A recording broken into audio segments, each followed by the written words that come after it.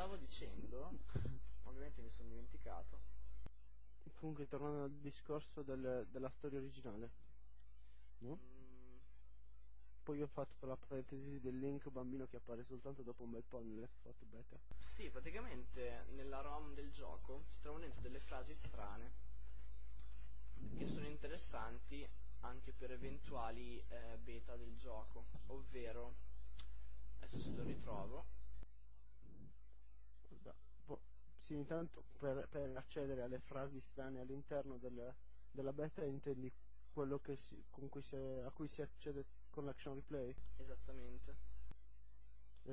Tramite l'action replay è possibile andare stringa per stringa della costruzione del videogioco, a vedere tra i vari codici più o meno binari che ci sono, si ritrovano anche dei testi che hanno un senso, tra i quali le frasi del gioco stesso e poi frasi Che è che stato non si sono mai cancellato. lette.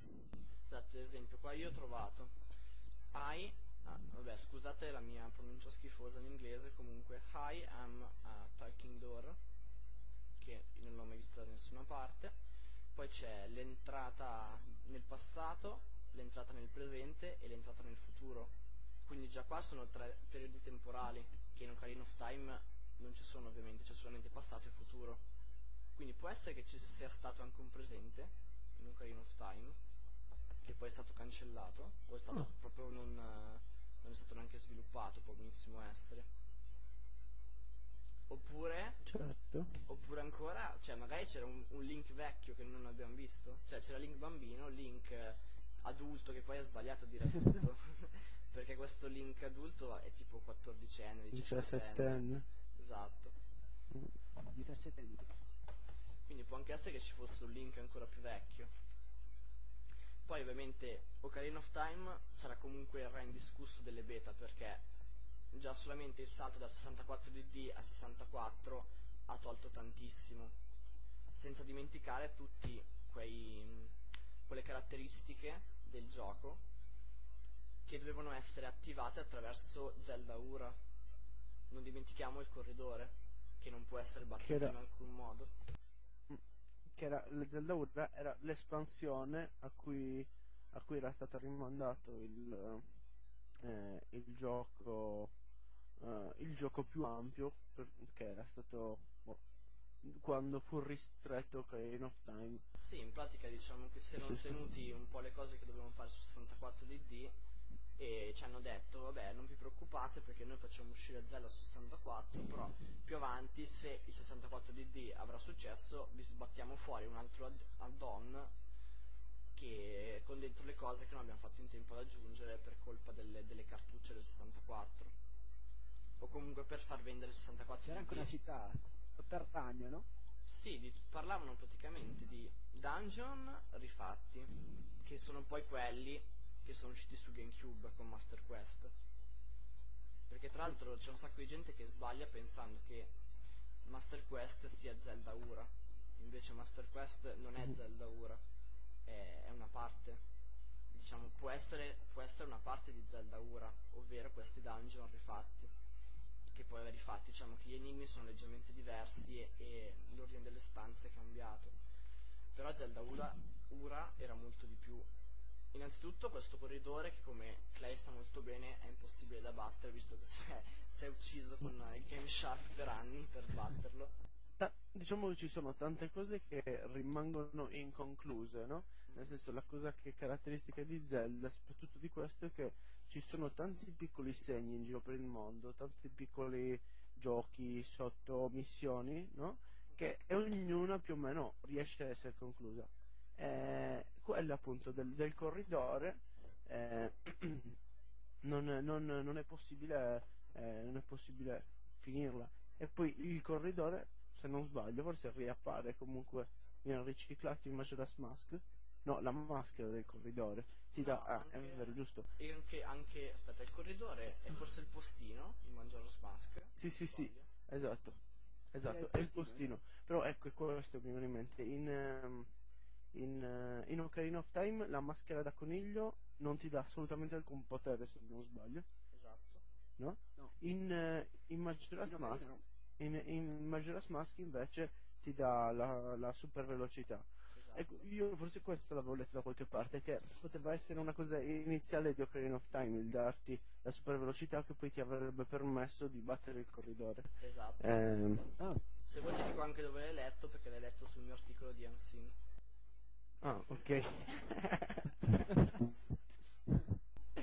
Sì, beh, ma cioè, sono cose che ci avranno pensato tutti, immagino. Comunque io personalmente ho provato a barare in qualsiasi modo possibile immaginabile nella gara col corridore fino a fare 0,01 bloccando il tempo col Game Shark e il corridore continuava ad arrivare a un secondo prima, ovvero in quel caso 0,00.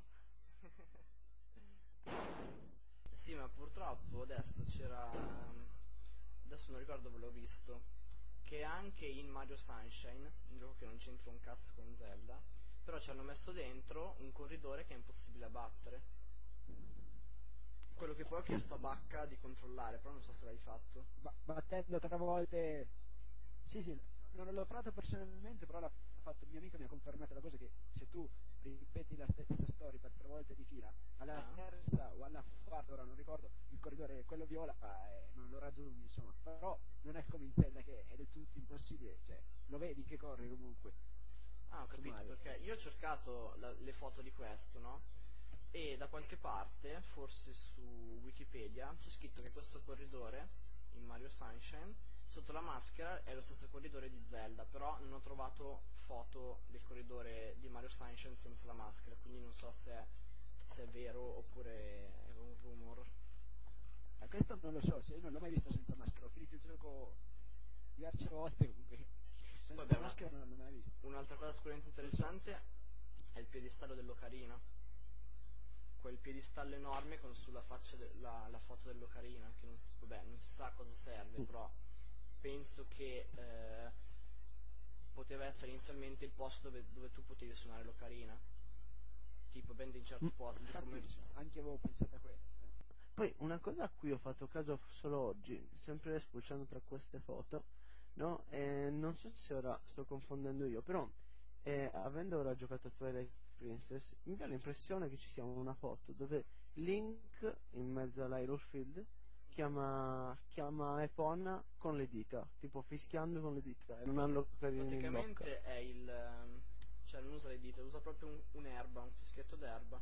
E come dici te, è esattamente come in Twilight Princess. Infatti quella è una delle cose che probabilmente dalla beta di Ocarina of Time è stata riportata addirittura in Twilight Princess, ovvero chiamare il cavallo con il fischietto d'erba. Twilight, comunque ne faremo un altro perché senza spoilerare, comunque ci sono tante cose anche andando avanti, dopo le vedrete anche voi, insomma, cioè, ci sono tante cose riprese da Zelda 64. Sì, quello me l'hai detto, Cioè, però dimmi. A che dungeon sei arrivato? Io sono arrivato al quinto. A quale sei? Al quinto, ok, allora niente. Ok, sta zitto, non dire più niente, se no, i nostri ascoltatori, se mai ce ne sarà qualcuno, ci uccidono perché abbiamo spoilerato Zelda. Comunque, appunto, tornando anche al discorso delle tante piccole cose che sono rimaste, non so se volevi aggiungere altri sul tasto a forma di ocarina, che sempre c'è la foto 4. Ecco, a me è venuto in mente anche le cose che rimanevano inconcluse, no? C'era il regno di Zora, che comunque a fine gioco tu in un certo modo liberi dal ghiaccio, almeno la parte della Guilia, però il regno continua ad essere ghiacciato, no? Sì, esattamente. E c'era questo fantomatico trucco per action replay che comunque ti permetteva di scioglierlo, no? Ovvero, però nei personaggi non cambiava niente. Però se ci pensi, nel senso, nell'ottica del mondo che viene tutto totalmente liberato, perché comunque Link dove torna da grande, piano piano rimette le cose a posto, gli unici sfigati rimangono di Zora, no? Sì, esattamente. Ma che poi alla fine ballano pure loro, no? Cioè, nel finale Sì. ci sono anche gli Zora, appunto. Sì, però lì no, che è giusto. Sì, gli Zora rimangono congelati in pratica. Che poi nel mondo degli Zora, avete presente le pietre dell'ora? Che se li guardi con la maschera, con la Sì. Mask of Truth, ti dicono un messaggio. Ti dice un cavolo di messaggio che tipo che il vero giocatore di Zelda usa il tasto Z in un certo modo. Avete presente che per Usa mirare... l'hold al posto dello switch. Esatto, forse quello. Che è una cosa Sì. inutile. Io pensavo chissà quale segreto, poi ci ho provato, invece non serviva un cavolo. Però sempre da quelle pietre lì bastarde che mi dicono il messaggio invece che mi ha fatto impazzire, che adesso non ritrovo, comunque quello che tu leggendo una pietra ti dicono che c'è un personaggio che puoi incontrare solamente mentre corre attorno all'Hyrule Field.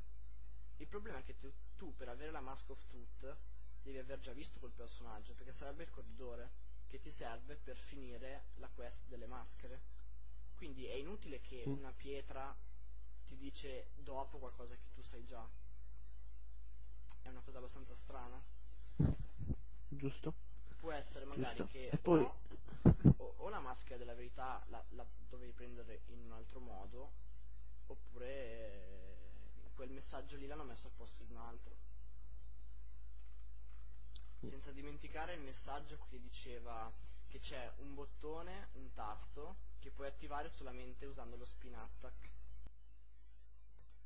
senza dimenticare l'altra pietra, invece, che è quella fantomatica a cui io mi rifaccio sempre quando parlo del finale alternativo di Zelda, che dice che Malon del Ron Ranch sogna di notte che un cavallo, un cavaliere con l'armatura luccicante la vada a prendere al Ron Ranch e la porti via, Sì, esatto. no?